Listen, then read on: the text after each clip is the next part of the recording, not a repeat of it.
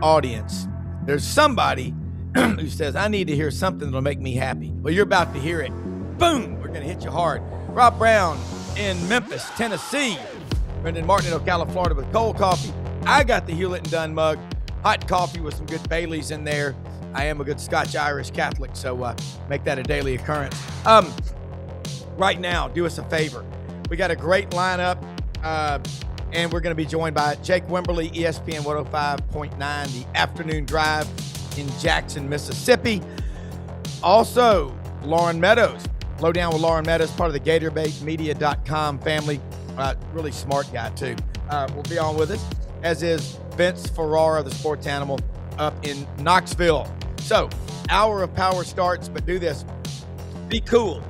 Take a picture with your phone of the QR codes, because we're live on Twitter, X, Twix, Facebook, and YouTube. Lots of stuff to talk about today. As my professors would always say before class would start, get pen, pencil, and paper handy, because you're going to learn a lot in this hour of power. So let's get started. Let's bring in a 6'1", 193-pound sophomore from Kosciuszko, Mississippi, Jake Wimberly. There's movement in the aisles I see here at Scott Field in Starkville, Mississippi, as Jake Wimberly comes on. Boy, what a player he is. Jake, you are brilliant with these numbers. And I'm looking at an article, I always give credit where it's due, The Athletic this morning, about the preseason. The number 1 and 2 teams didn't even make the playoff. The number 4 team, Clemson, didn't make it. Number 6, Notre Dame.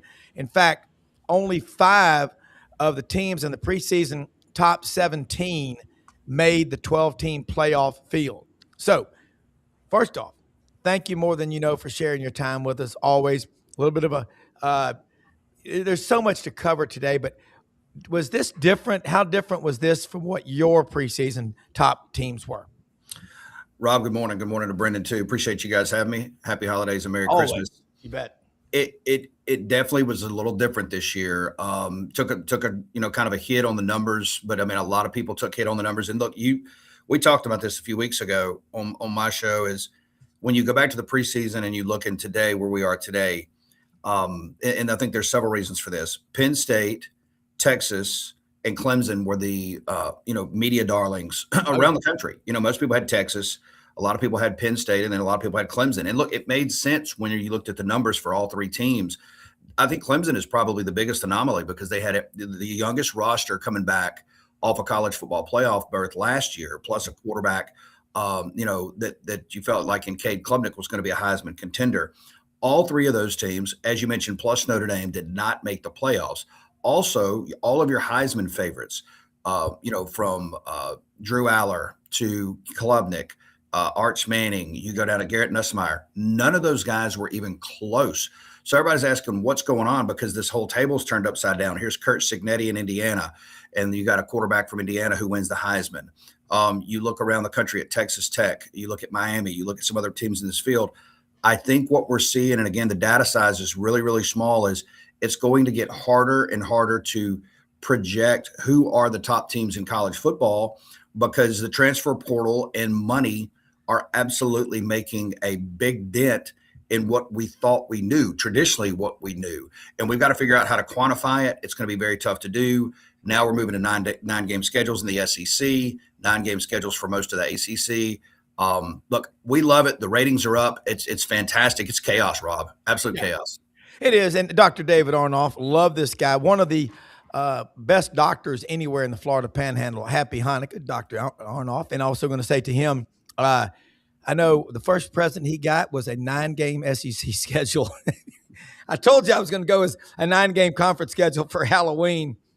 Jake, the SEC guys, Dari Noka, Gene Chizik, Cole Kubelik, Roman Harper, Chris Doring, they've been doing a great job of breaking it down.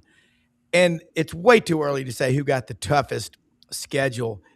My take on it is they're all tough. Like, you graduate from medical school, you're still a doctor. No, I agree. I mean, look, everybody's going to, not everybody, but a lot of teams are going to get an extra loss. And, I think as fans, we've got to try to wrap our heads around this. Does 9-3 become the new 10-2?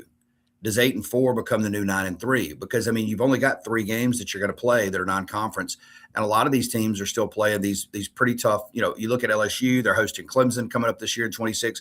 What is realistic for everybody? And you know, and when I say everybody, I'm talking about administrators, athletic directors, presidents of universities.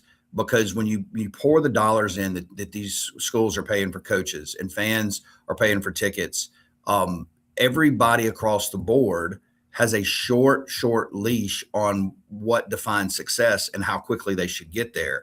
I think this is another reason we need to expand to 16 teams in the college football playoff, just because I think the dynamics of the game have changed so much and so quickly, by the way. Well, they have, and then you start looking around at what is happening in college football with the portal. I think the portal is a lot worse than the NIL money because, you know, look, again, flush out your headgear, virgins out there. Players have always been getting paid. I went to college. I used to walk by the athletic dorm to class. I mean, come on. You know, I mean, that's naive to think, oh, our school doesn't cheat. I've had coaches tell me at different schools, I mean, they said, we didn't have to. Our boosters did it for us. So Right. Throw that out the window. It's the portal that's the problem. If you survey coaches, that's the problem. Jake, everything is connected by numbers. Dad was an architect, practiced till he was 90. He used to say, it's all numbers. You don't hang a picture without, like an engineer and architect, looking at the beam, 16 inches, 14 inches on the interior, find that stud. I'm going to ask you about Mississippi State, Jeff Lebby. I think they're brilliant to take that bowl bid. Other schools didn't because they said they had a coaching transition or whatever. And I can understand there's a lot of chaos there. That's an extra 20 days of practice and an extra 20 days for your team to bond with one another. I typically think people go to Mississippi State because they love the school. It's more of a destination school. People don't just randomly go there. I think players that go to Mississippi State are a lot like that too. I think the kids that go there love that school more than you realize. And that's a big deal in the portal age. No, it is. I mean, obviously the money is important to these young men. It's important to their families. And, you know, we can go down that road of, you know, I always laugh and joke about it when you see a player, something on X will say a player in his camp or evaluating like who's in the camp. You know, Yeah. I mean, who's in Rob Browne's camp, who's in Brendan's camp, you know, who's in my camp. But all jokes aside, I think you're right. I mean, there is something to, you know, a place where you can go and you can feel comfortable. You know, Starkville is a really nice town. It's growing by leaps and bounds, continues to grow, and there's a lot of nice towns. So there is something to that. But I agree with you. I think and I know a lot of people eye roll a lot of times. Well, the 15 practices. No, think about this. Kamario Taylor gets 15 to 20 more practices. He gets an extra ball game. That goes a long way. That's an extra spring practice. And you know, if they can keep a lot of these guys on this campus, and you know, get them paid, and then work the portal the right way. This could be a team next year that, you know, that the schedule is like everybody else's. It is loaded with possible losses on that schedule or 4 quarter type ball games, 1 game possession type ball games. But I think for Jeff Lebby, he's doing the right things. He's making the right moves. And again, it's just going to be patience out of that fan base. Yeah, it is. And you look also in flip side in Mississippi where you are, Ole Miss. And I don't know what the reaction is every day from 3 to 6 on your great show, ESPN 105.9. Folks, catch it. Put the app on your phone, the afternoon drive. Listening to Jake Wimberly, this is the compliment I give people if you read or you listen to them. It's like lifting weights with your brain, okay? You got to do it. And Loren Meadows is going to join us in just a minute from GatorbaitMedia.com. I want him to get in this conversation. Before Loren comes on, Jake, the Ole Miss situation. You got some coaches that went to the press conference in Baton Rouge, but they're going to coach in the playoffs. Ole Miss, and I'm pulling for them. I mean, that's going to be an incredible deal. Don't overlook Tulane. John Summerall is going to want to do everything he can to win this game because they got beat the first time. I think Ole Miss wins. I think Tulane covers late. Yeah, I think there's a possibility of that. I mean, if you look back at the first game, Ole Miss doubled them up on yards. That game was over, you know, fairly quickly. Yeah. You have to wonder, you know, what is the stability of the offensive side of the football? You know, obviously Charlie Weiss Jr. going to be calling plays. You know, as Lane Kiffin, you know, there's been some joke around and saying, hey, on our show that, you know, listeners that say, hey, Lane's probably still coaching this thing from the shadows. just because he's got, some vested money tied in possibly to success of Ole Miss. All that said, I mean, I think Ole Miss wins. I wouldn't play the line. I mean, I may would play the total, maybe go under the total. Maybe it's a little closer ball game. Maybe it's a little lower scoring ball game. But when you look at Ole Miss moving forward, the difference, I think, in Ole Miss, for instance, and even Mississippi State, and this doesn't mean that Mississippi State isn't doing good things, is I was telling somebody privately this yesterday, is Ole Miss has a system built that works. And yes, Kiffin was a big part of that, but their collective with Walker Jones, the administration, Keith Carter, their fan base, their donors, they have shown that they are one of the best as far as a true collective of people, not the collective, but the collective of people that understand what they want and how to get it. And that is going to, bring big dividends for this new coaching staff into 2026. I think to have that kind of back end support. Yeah, I mean, I do. And you've got, Mississippi State, they're going to want to go out and raise more money. You play in a bowl game. I don't give a damn who you're playing. You play in a bowl game. A lot of people watch you. Millions of people are going to watch that game.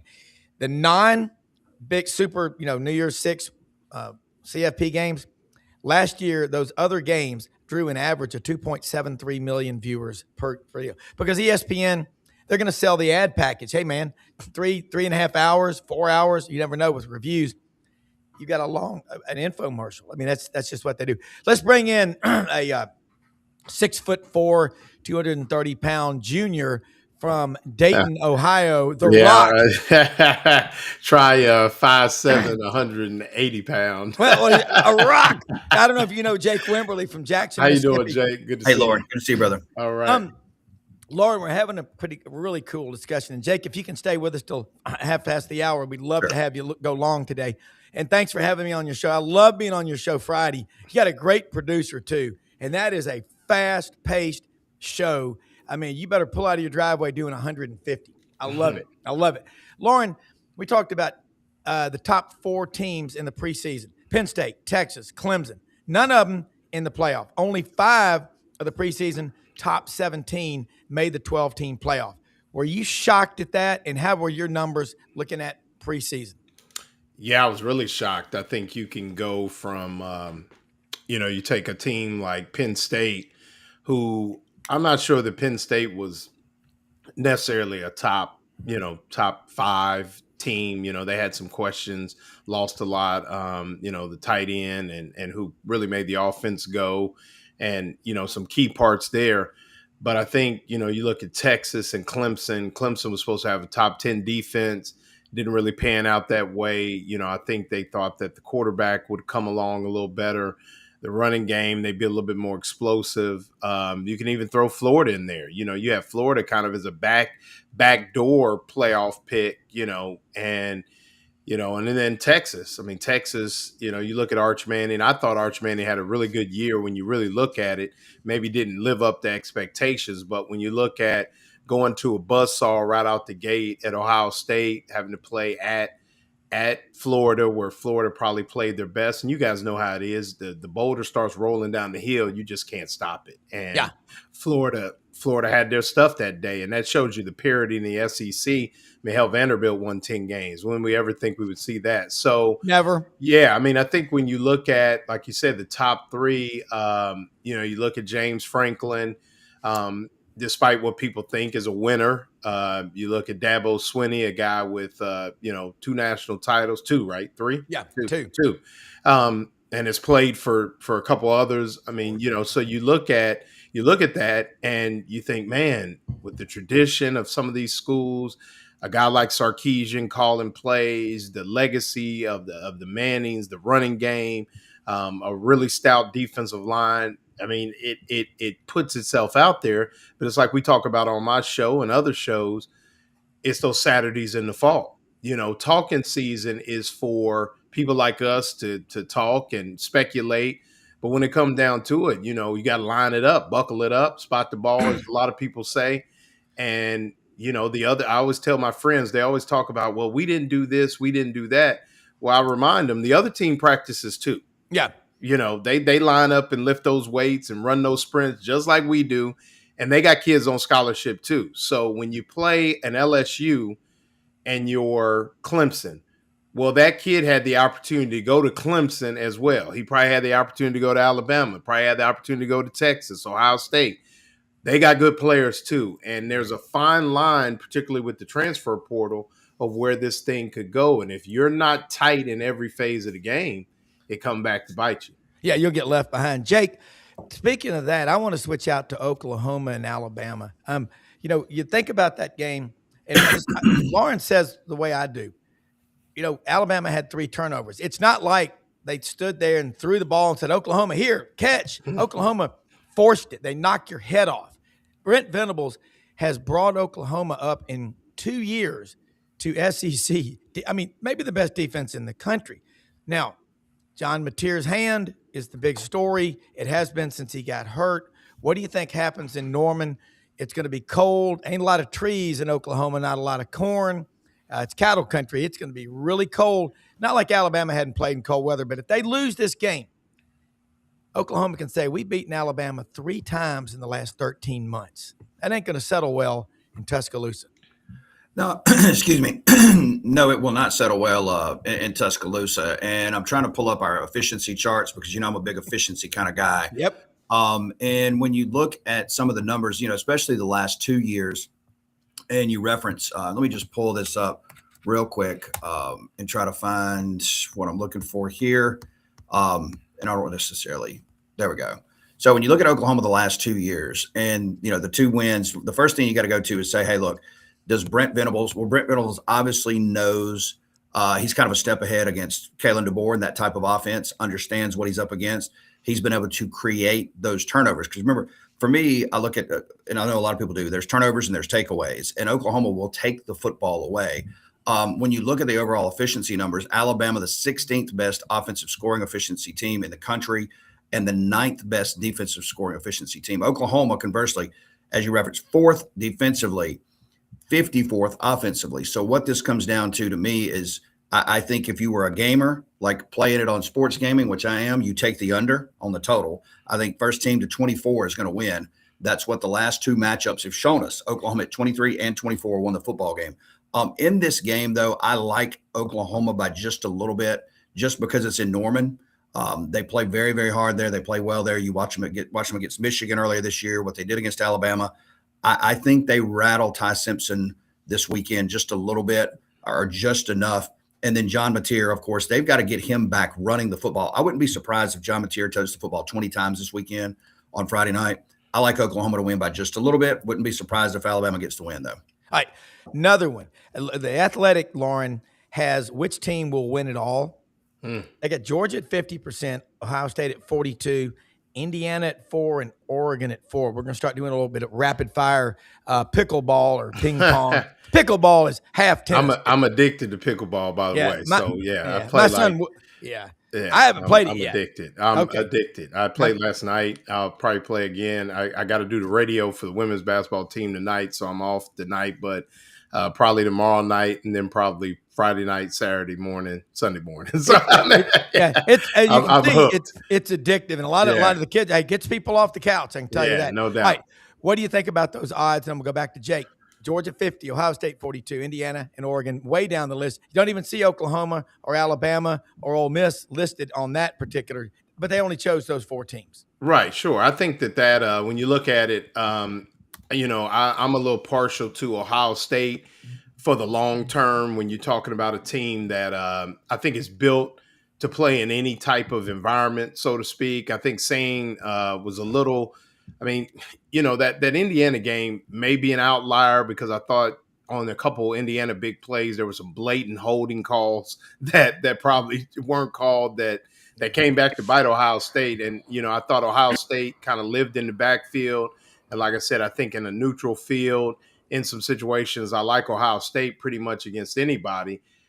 You got to give Georgia credit. They're the champs of the SEC. It's the best conference in football.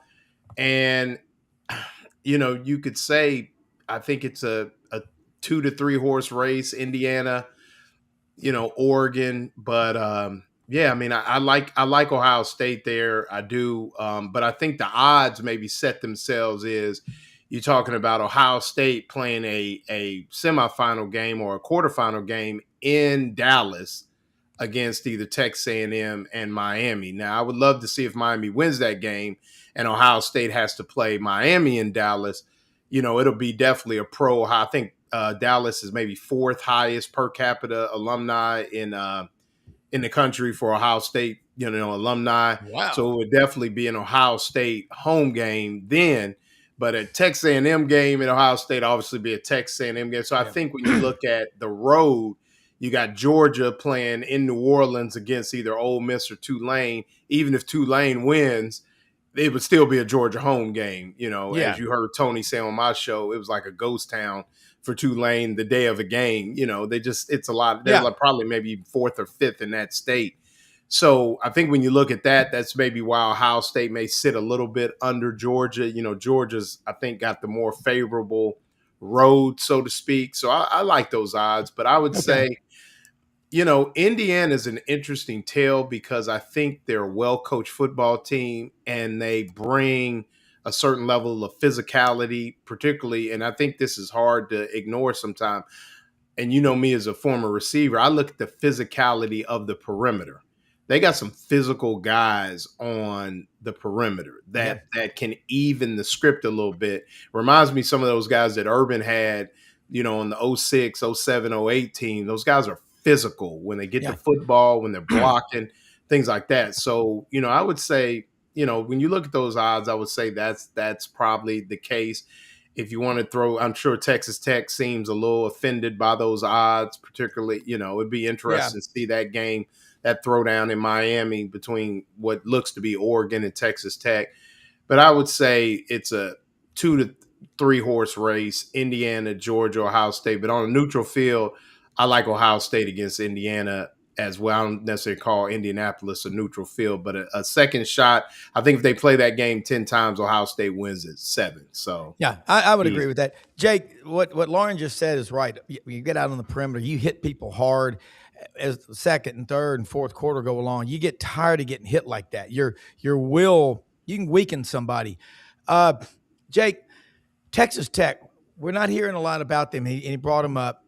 Joey McGuire has got a really good squad. Their defense is the best they've probably had in school history at Texas Tech. What kind of chance do you give the Red Raiders? Guns up. Guns up. Love Texas Tech, but I don't love them to win it. I love what they're doing. Now, again, to explain why I go back to the efficiencies, if you look at the offensive and defensive scoring efficiencies, I've explained this on here before, and you can go all the way back to like 2002. The teams that win the national title typically live in the offensive and defensive scoring efficiencies at 15, ranked 15 and in, 1 to 15, right? So there's some outliers. Auburn's offense with Cam Newton was somewhere around 17th to 20th. Their defense was right around in there. And of course, Cam Newton was the big outlier there. All that to say, without boring you with numbers, Texas Tech, they have the number 1 defensive scoring efficiency team in the country. And we know how good they are, but they're 22nd on the offensive side. So that would tell me they're likely going to bog down at some point and their offense is going to get a bit in a problem, potentially against an Oregon team in round 2, the second round after the bye, against an Indiana team if they can't score it. I mean, I like Texas Tech as this team is set. But, when you look at the bracket, if you're just looking at the bracket, the right side with Texas A&M, Ohio State, Georgia, Ole Miss, that's a much harder side of the bracket than what Oregon, Texas Tech, Oklahoma, Indiana, Alabama have. So, when you start talking about these odds and you look at these teams, does it make sense? Well, Ohio State is the 6th best offensive scoring team in the country, efficiency-wise, the 2nd best defensively. So they check the numbers as a national championship type team. Indiana, the same way, number 5 and number 3. Georgia, number 12 and 15. It's a little bit off the numbers just a bit. Miami, this would tell you at 19 and 6, and then Texas A&M 13 and 14. That's a pretty even matchup. All that to say, if you comb through this, I like Texas Tech. I don't like them to get to the championship. They could. That matchup with Oregon in the second round, I think, is a coin flip type ball game. But Ohio State, even though they have the best odds, might have the toughest road because Texas A&M and Dallas, as Loren said, then having to play Georgia and then having to play, Indiana or Oregon or Alabama or Oklahoma. Now, they showed last year they have the juice to do that. If you're making me pick a champion today, I would probably lean Ohio State just a little bit. but I wouldn't be surprised to see, Dan Lanning in Oregon finally, pull this thing off and maybe, hit lightning in a bottle, or Georgia come back and win the thing as well. In Indiana, look, let's not sleep on Kurt Signetti. I think we need to, and I'm not saying everybody is. I know I did. I need to stop doing that. Well, yeah. Well, there's something about being from West Virginia and having that just ass personality, Nick Saban, Kurt Signetti, Pittsburgh. Okay. Tough ass people, Taps. Okay. Shout out to West Virginia. That's where my folks are from. Yeah. So I mean, shout out to the people from West Virginia. Lauren, you're right though. I mean, they're just, Kurt Signetti, Dave Bartu said on the show, what we witnessed the last 4 years from Kurt Signetti at JMU with the Dukes for 2 years in Harrisonburg, Virginia, up there 71 and 66, and on the way into DC. But that in the 2 years he's been in Indiana, he goes, that's the greatest run I've seen in my lifetime. And Dave is 56. And that's a powerful statement, guys. And look, and look, I'm going to let Jake, I know you got to get going. And for the rest of your day. But Jake, let people know how they can follow. Lauren, stay with us if you can. Yes, sir. Minutes. Okay, we got Vince Ferrara coming in. But Jake, your numbers, they make sense. Football, and it all goes back to that degree in civil engineering. I love the I love this. Maury Gaston's watching this show right now, recovering from some heart surgery. Said he's exhausted, but he watches the show every day. Normally he comments a lot, but he's a mechanical engineer. I promise you, that when you get an engineer brain involved as a football coach, that could be scary. Because engineers make everything move. But let people know how they can follow you. And as always, Merry Christmas. Thank you so much for sharing your time with us, okay? Absolutely. Hey, it's easy. Just on X at Jake Wim. We'll be on 3 to 6 today, ESPN Radio in Central Mississippi.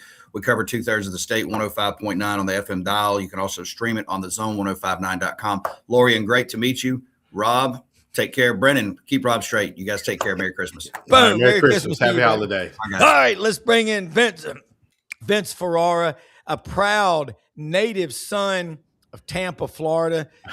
You got Tampa, St. Pete, Clearwater. I love it down there. I love that bridge that goes way across the bay. Vince, this is Loren Meadows. I believe y'all have met in the press box up at Venerable Neyland Stadium. Yes, is it now? What's the name of it was Shields Watkins Field. It is. Okay. And the pilot, tell me about the pilot's involvement real quick, because Audrey's cousin Mark Ham is on an advisory board with Dondi Plowman, your chancellor. They meet a couple of times a month. And Mark and my wife bleed orange and white. And every time we stop, they want to go to a pilot gas station because they feel like that helps Tennessee. Is that true? I don't know that direct association. You do not know that. I don't. It can't hurt. Okay. But yeah, in terms of the sponsorship, they have their name, obviously. They have the logo all over the stadium and on the field. And, even at basketball arena, Thompson Bowen Arena, Food City Center, it's in the name there as well. So yeah, they're all over the place. And even when they do announcements and releases and certain things, that Pilot is involved in those. So yeah, they're definitely front and center in a lot of ways with that sponsorship. All right, Tennessee. Tim Banks now on the staff at Auburn. I'm sure Alex Golich and him coached together for a couple of years. They probably had a road soda or two or some borscht. I don't know. But what do you know about Tim Banks? What happened with Tennessee's defense? Rodney Garner's still coaching the defensive line. Coach G, as they call him. That's one of the toughest people. If you play for him, you better bring it every day, or he will make you wish you had never taken up football. Well, it's TBD on how the staff looks like now with Jim Knowles as the defensive coordinator.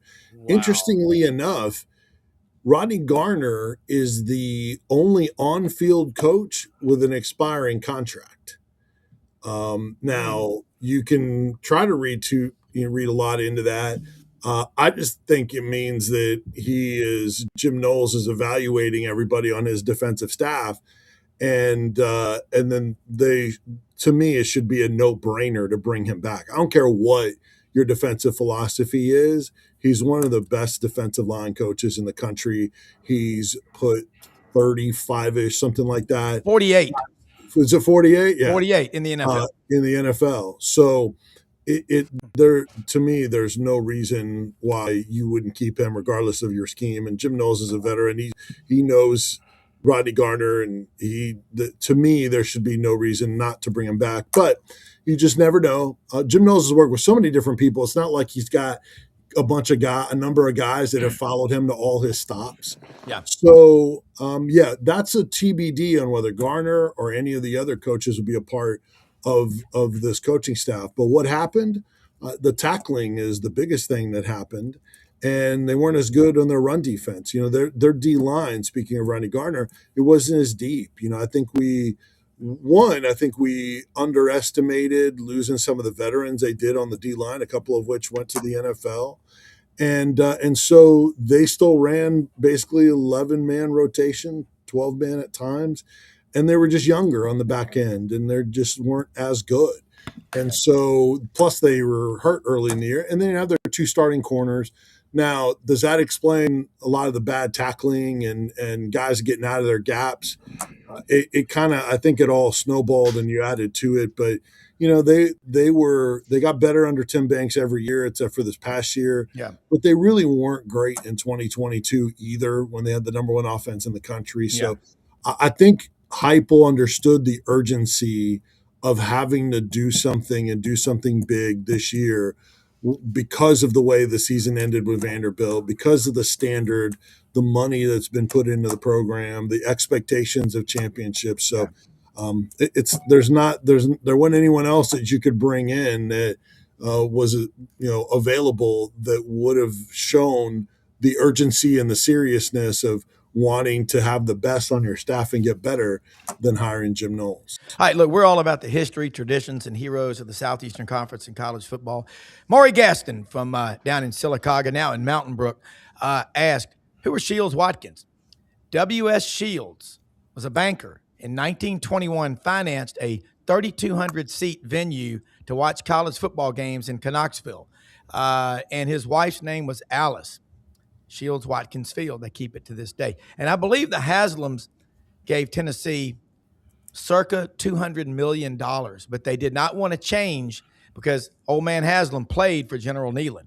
Loren, it's just like Ben Hill Griffin, the great businessman down in Florida. I hope we never change that. And I think out of respect, that's really cool. Think about that next time you need some gas. I don't care who you're a fan of. That's pretty cool because the Haslams could have named it, and put gas pumps at every stadium portal, whatever. Yeah. But Loren, you heard what Vince just said about Tennessee. You cover Florida, but you know the whole SEC. Yeah, absolutely. Your takeaway on what you saw out of Tennessee this year. Obviously, you didn't like what happened when they came to visit, and right. they brought flowers and a gift. But what are your thoughts on what's going on up in Tennessee from Florida? Well, you look at it's also is that pretty good if you look at it from. You look at what Jim Knowles was able to do at Ohio State and the ability to really elevate that group defensively. Yeah. And I think if you look at Penn State, the issues were not on defense. They were just they just didn't get it done. And like we mentioned before, some injuries on offense that affected them. But I agree with Vince. I mean, Jim is a guy that has been everywhere. He's defended, the Big 12, the diversity of defenses there, the Big 10, and now come to the SEC. I think it's a great play by Josh Heupel, and it's somebody that can then allow Heupel to refocus his energy back on offense, not have to really worry about it. You talk about the D-line and their success there, and it's an upfront league. So, you keep the people there. You bring in Jim Knowles with his ability to defend a number of different offenses in different ways. I mean, it was kind of like oh shoot, they're not on the schedule this year, so that's a good thing. So shoot, yeah, sure, yeah. So because Jim Knowles running the defense with the ability and the talent that they've been able to bring there, is immense. And so I'm a big Heupel guy. I think he's a good dude. I like what he does offensively. That. And I think that's a great hire. If you're looking from a Florida fan, you thinking, man, I wish we'd maybe grabbed him. That would be the creme de la creme on the defensive side. I mean, no offense to Brad White, I think he'll do a great job at Florida, but you talking about when you look at top 2 or 3 guys, when you talk about defense, he's right there. I mean, Jim Knowles is as good as they come, and one would even say, I mean, no offense to Matt Patricia, but you throw Jim Knowles back in that Ohio State team, I even think that defense, I mean, they're doing some different things, but from standing up, bowing up, and just going toe-to-toe to people, I think the Ohio State 2024 version was a little bit more physical under Jim Knowles than it was under Matt Patricia. So, when you look at that, you guys referenced the defensive line coach. Give me the name again. Rodney Gardner. Yeah, Gardner. I'm losing my mind. Gardner, You take Gardner, Larry Johnson at Ohio State. I really say they're 1 and 2 maybe in coaching D-line in the country. So you take that with the Jim Knowles. I mean, it's unbelievable. So, I mean, look out for – I mean, if they can get it going offensively, I mean, look at Tennessee. I mean, they're a good football team this year. I mean, they probably – I think it got away from them against Vanderbilt. And like I said before, when you got those running quarterbacks, kind of look at the way it was with Alabama and Florida State, those running quarterbacks, when the boulder starts rolling down the hill, it's tough to stop them. Yeah. But Jim Knowles will be somebody that I think can steady the ship, and I really like that hire. Yeah, I mean, Vince, that's a ginormous hire. National championship guy. Yeah, and he was, and Tennessee went up against him in the first round 2 years ago. Mm-hmm. So they saw it firsthand, and actually Josh Heupel even referenced that in his initial quote when they announced the hiring of Jim Knowles. So just to piggyback a couple things off what Loren was talking about, at Oklahoma State, he had the number 4 defense in the country, and this is when the Big 12 was putting up 40, 50 points a game. And he had the number 4 defense, not even allowing 300 yards per game in that league. And he had to adjust when he was there too. That's one of the things that impressed me is he was like almost exclusively man in running his defense. And then he realized in the Big 12, I'm going to have to zone sometimes. I'm going to have to change the look. I can't just stay a man. They're going to spread me out and have success. So he adjusted. His defense got better every single year, including being one of the best in the biz in that year. And then he used that to catapult himself and get the Ohio State job. And then the Ohio State job, he had the number 1 defense in the country. And so you look at all the dudes he had when you study that Ohio State tape and what he did defensively. I mean, having a safety like Caleb Downs is a dream for him. That's how you get the number 1 defense in the country. You have great scheme. You're a, quote, evil genius, and you have 5 stars puzzle pieces to play with, like Caleb Downs. And this is a safety-driven defense. They'll do a lot of 3-high safety, and they use that middle safety and put them all over the field. Line them up like as a Leo edge rusher. Line them up a linebacker. Line them up on the slot and able to cover any wide receiver you want to put out there. Having all the answers with elite players and scheme, that's what Jim Knowles is all about. Now, though, and so he impressed me not only at Ohio State with the dudes, but at Oklahoma State when he didn't have a bunch of those 5 stars. So he's had success in both. So that's a positive. Now, the one drawback you hear and read about him is how complicated his defense is and how difficult it is to learn. That's something he's had to adjust at. And he realizes, he's admitted that it is difficult.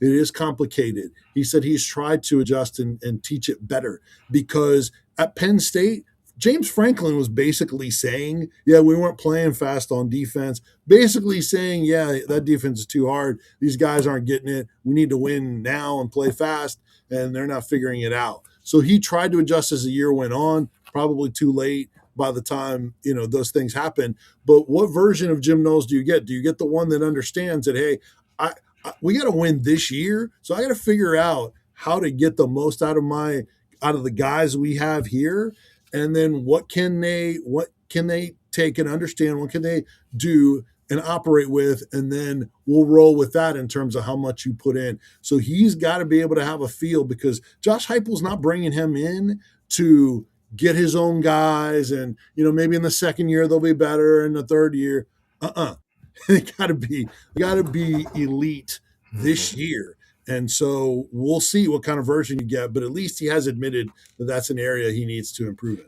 Well, And I think you go ahead. No, it's a paratrooper defense. You jump out, you land, you got to be ready to fight. You don't Yeah. have, typically it takes about a year and a half to learn a defense, and if it's really complicated, it can take more. And y'all are both doing a great job of breaking down the details and all like that. And it says a lot about the duality of coaching today. You have a great resume. You won a national championship in 24. In 25, you are defensive coordinator over one of the most visual train wrecks we've seen and what happened to Penn State this year. Now you're coming to Tennessee. I'm with Loren, man. If you don't like Josh Heupel, you probably didn't like, Hugh Beaumont, Ward Cleaver, that is, for you that don't know. Right. I love Ward, though. Well, yeah, and I mean, I think to Vince's point, you look at, you're at Ohio State, you got a Caleb Downs. You're at Oklahoma State, you didn't have Caleb Downs, you had some lesser people. I think maybe Knowles got a little lost in the sauce thinking, well, I'm going to Penn State. It's similar but it isn't. And I think he realized too late there is a drop down in talent, even at Penn State, as good as Penn State has been. And you don't have that. And like Vince said, I mean, by then it was too late and it wasn't going well. They corrected some things.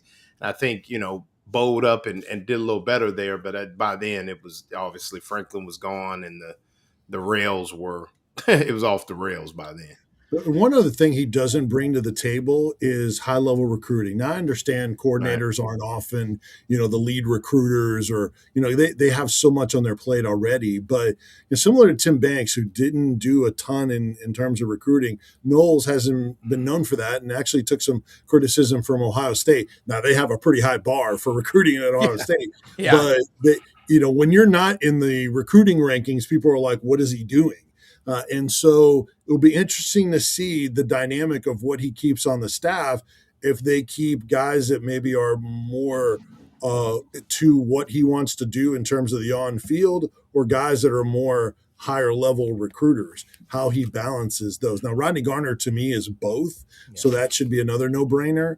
But you got to, if your DC is, he's got to be able to bring. Tim Banks didn't have a reputation. I think the recruits. You'd read quotes. They weren't talking about Tim Banks. They were talking about the relationship with position coaches, things like that. They have to connect with the DC, and you have to have them involved more than they have been. So how much does he do there? Who does he keep on the staff? And can they utilize his reputation to recruit to, even if he's not like their primary recruiter? That is to get those dudes, and they need to elevate there, especially in the secondary, to get those safeties. You got to do more in recruiting, and you got to have somebody to help you get those dudes if you're not going to get them. And then you got to keep recruiting them once you get them. All right. Quick question from @Bulldog Mississippi. 2 syllables here. Mississippi, not Mississippi. Is Tennessee going to have to pay the buyout from Penn State? I'm sure they will. Probably to some degree. I know they negotiated it. Okay. And I haven't seen those numbers. Him coming on to Tennessee was a much bigger deal in breaking it down and talking about it than those details. He's out either way. But yeah, I have not seen the specific numbers, but I'm sure he's not getting the max of what he would have, because for these jobs, when you got to try to get another job and you want to coach, so you probably have to give some up to be able to do that. Yeah, and they do. And we all know, everybody watching, recruiting's the lifeblood of your program. And, but I think in the case, Loren, you cover Florida so closely. But again, this conference. Everybody is going to recruit fairly well. Even Vanderbilt is 35 or 40. But problem is, you could be 8th in the country, but 6th in the SEC. It's a crowded house. So you've got to have outstanding coaching. Explain this to me. Curt Cignetti. He's got maybe 6 guys on that team that were big-time recruits. Now, Fernando Mendoza went to Cal. He didn't like the world up out there. He saw Brian Harsin coming, like Bo Nix did. He played for him 1 year at Auburn. He ran to Oregon. He went to Indiana. Kind of talk about how Curt Cignetti, all the tough coaches, the hard asses, they're the ones that are winning. You try to soft pedal these kids, try to be their friends, try to be hip. Everybody tells me Mike McDaniel of the Dolphins, that's the future of coaching. Bull spit. It is not. It's not the future, unless you like being crappy. But you got to be tough. The kids want to be pushed, don't they? It's so Yeah, I mean, obvious. Never how been more many, obvious. how many, since you've known me, I think from day one, you've Yeah. heard me say, Yeah. Florida didn't practice hard enough, or you got to do this, you got to be physical here, you got to do those things. You can be well liked as a coach and be hard ass. I mean, you can. You got to set the standard Monday through Thursday that we are here to work. We are not taking any shortcuts. We are not taking anything for granted. We are going to button up every part of the game. And that's what Curt Cignetti is. That's what I was going to say earlier when you were talking about it. I think one of the greatest individuals I've ever met was Bill Snyder, who up until Curt Cignetti, if you've ever made the drive from Kansas City to Manhattan, Kansas, you know for him to ever win a Big 12 championship at Kansas State is a miracle. And before Cignetti, I think was the best coaching job ever in the history of the sport. But being next door, growing up 3.5 hours from Bloomington, knowing the state, knowing what basketball means to the state and that school. I mean, I know maybe some of our listeners here, but for instance, Florida kids don't remember Indiana being good in basketball, but we do. And the passion, they're still looking for the next Bob Knight and the first title since 1987. That's what they want. So for him to go there and have his team as the number one team in the country in football, and there were some good coaches at Indiana before. I mean, they had some really good dudes that could coach football, and it just didn't work. But I think Curt Cignetti and what he's done there is the fact that I'm not taking any excuses.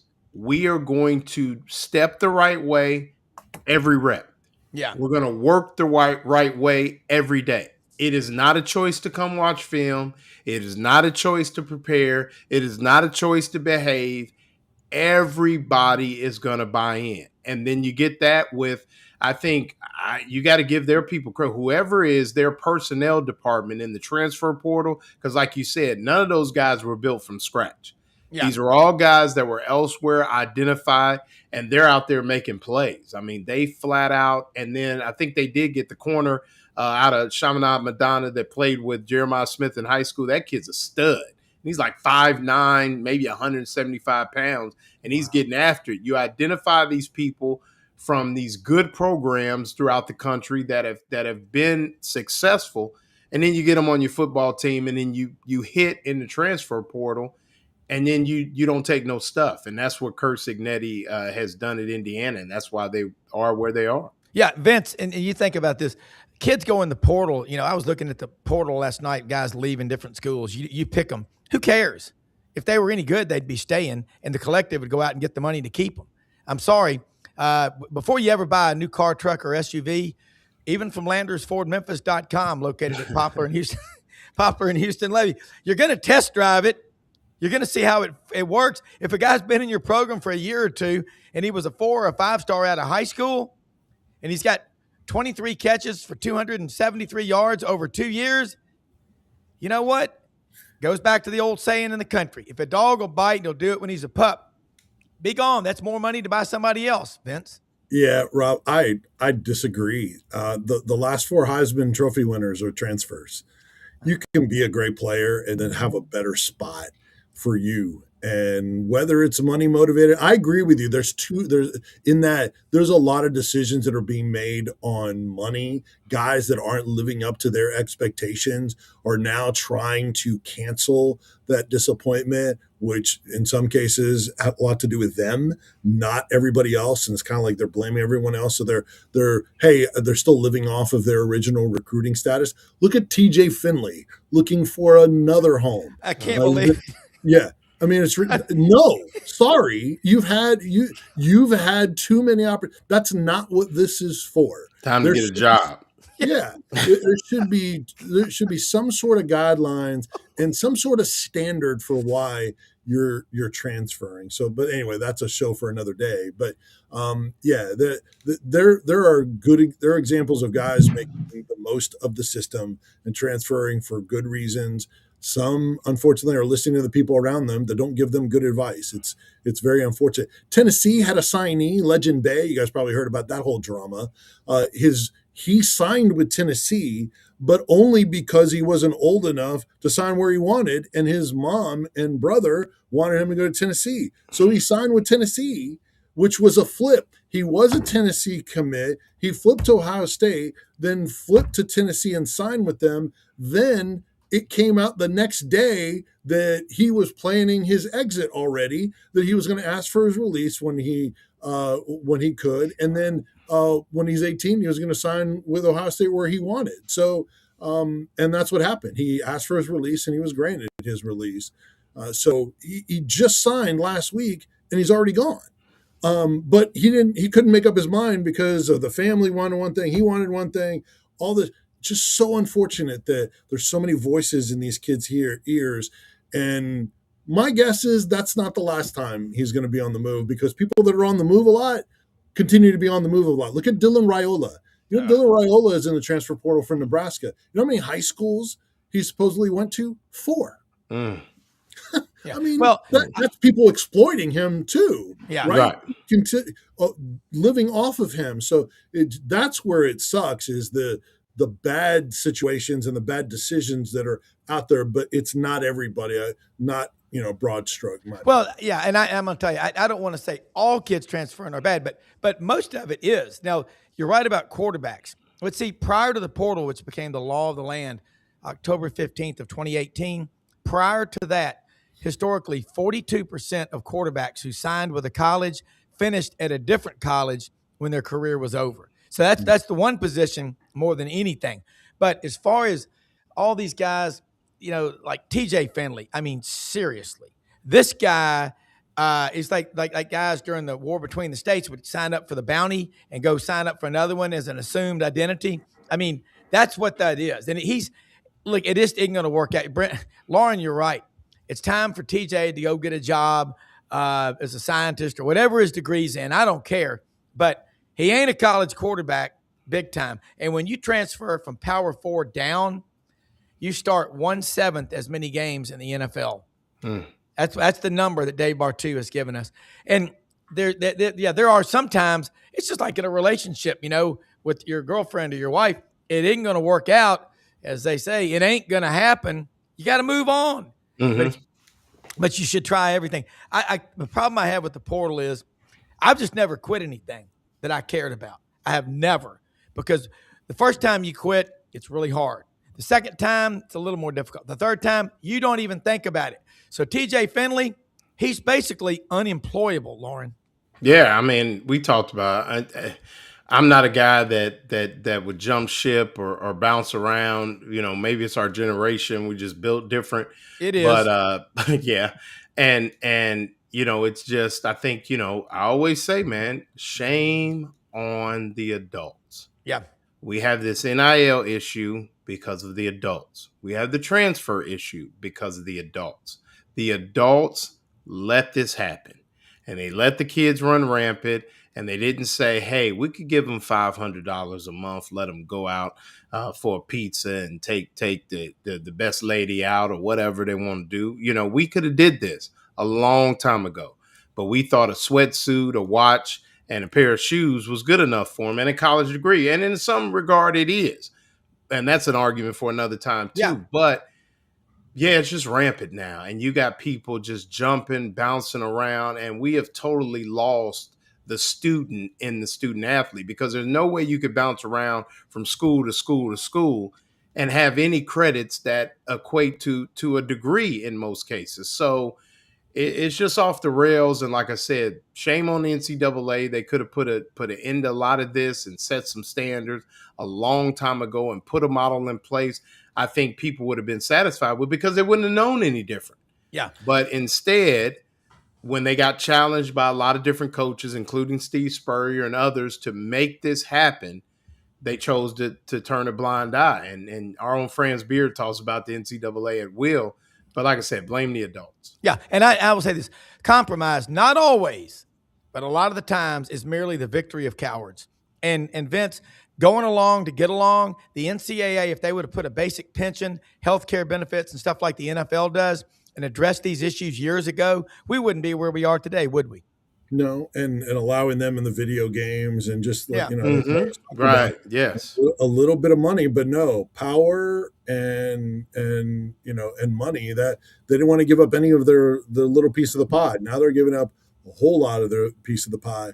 And then there's just it's such a spiral, because now you have like Utah getting into the private equity. Now you're starting to take money from these businesses, and Rob, you know about that. Now you're basically making them the boss of things, and then it just is really asking for trouble. Wow. But one quick thing, I wonder what the portal numbers are going to look like, because remember now, we don't have a spring portal for these kids as a backup plan. So does that mean that kids now are going to jump in the portal and not wait until after spring? Because some of them probably said, oh, let me see how spring practice goes. I'll give them a chance. Now, without that, they're like, I better go get my cash now. So this portal may just explode in terms of the numbers, and it's already been crazy. Yeah, we're about out of time, but I can tell you, I've never had a job in my career where I thought about how quickly I could get out of where I was. I mean, I've always loved where I am. I mean, I love it. I'll make it work. I just don't ever fail. I will find a way to make it win. And brilliant commentary by both of y'all. Vince Ferrara, catch him on the Sports Animal 99.1 in Knoxville, Tennessee. Absolutely one of the best. Should be on TV. I mean, Vince, your knowledge of the game is freaking awesome. And Loren as well. And also Jake Wimberly and our executive producer, Brenden Martin. Cannot thank all of y'all enough, and all the people watching this show. And love this one stone angel guy, man. He's tough as nails, fighting cancer. There are a lot of people that watch this show, and I get texts off the show, and sometimes they say we help make their day. Man, you don't know what that makes us feel like. All I can tell you is this: let us know what we can do to do a better job. So share us and like us. Most often we see the face of Christ in the least among us. We got the best audience around. And I'll just say this: our sponsors, Landers Ford, is open every day of the week except Sunday, 7 a.m. to 7 p.m. Service department does round trip transportation and picks you up. Just make it simple. You're looking for a Ford car, truck, or SUV, ask for Brad Bellamy, the GM. He'll walk you right through the process. They're right down the street from our good friends here at Hewlett and Dunn. Here we go, like the weatherman, Hewlett and Dunn in Collierville, Tennessee, on the historic square. They're open every day of the week. They got the best clothes, boots for men and women: Barber, Filson, Pendleton, Schaefer, Devil Dog Jeans, STS. They've got the luggage. If you want to look better than you've ever looked in your life, shop at hewlettanddunn.com. They're open right now every day of the week through Christmas. Also, Rumble Boxing, Union and McLean, Midtown Memphis. And hempforpros.com. You got aches and pains, you can't sleep. Hempforpros.com. Hempforpros.com. Hempforpros.com. Energy, chill, and lights out gummies. Hey, everybody, thanks for watching. We'll see you tonight.